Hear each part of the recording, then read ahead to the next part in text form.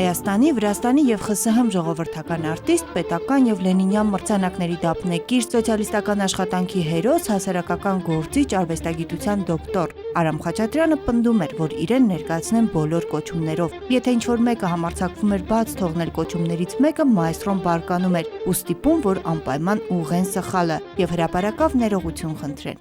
Արամ Խաչատրյանը հայ ժողովրդի, մեր ժողովրդի ամենամետերից է և անկասկած նաև աշխարհի մեջ ամենամետերից։ Երեխայի նման միամիտ, շուտ վիրավորվող, փառասեր, ժլատ ու շատ բարի, այսպիսին է մնացել հանճարեղ կոմպոզիտորը ժամանակակիցների հուշերում։ Նա երբ մեկին սիրում էր, անսահման սիրով սիրում էր, այնքան սիրում էր, որ կարծես արդեն խեղդելու աստիճան էր սիրում։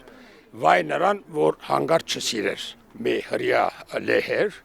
ինչ որ ասել էր, որ շատ ես ուտում ես հյուրանոցում, ջղայնացած,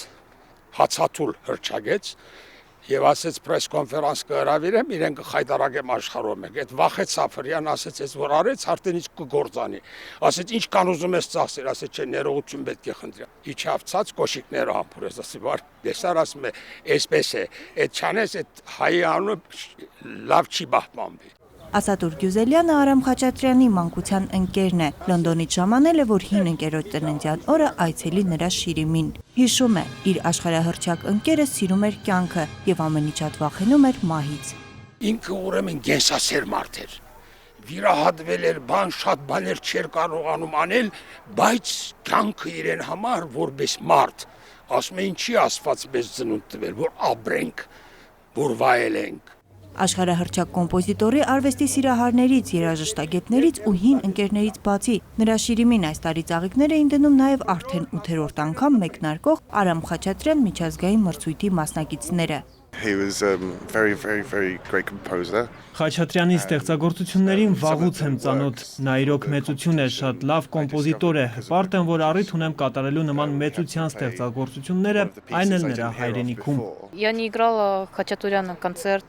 Արամ Խաչատրյանի ստեղծագործությունները միշտ հիացրել են ինձ, սակայն դրանք կատարելու առիթ ոչ մի անգամ չեմ ունեցել։ Այս մրցույթը հնարավորություն տվեց գալ իմ սիրելի կոմպոզիտորի հայրենիք և կատարել նրա ստեղծագործությունները։ Աշխարհի տարբեր ծայրերից ժամանած երաժիշտները քարտեզի վրա հազիվ երևացող Հայաստանը ճանաչում են միայն մեկ անվամբ։ Արամ Խաչատրյան անունն է նրանց միավորել ու Հայաստան բերել։ Այսօր երեկոյան իսպանացի, ամերիկացի, ֆրանսացի, չինացի ու այլ ազգության երաժիշտները կկատարեն Արամ Խաչատրյանի գործերը։ Մրցույթը կավարտվի մայիսի 13-ին։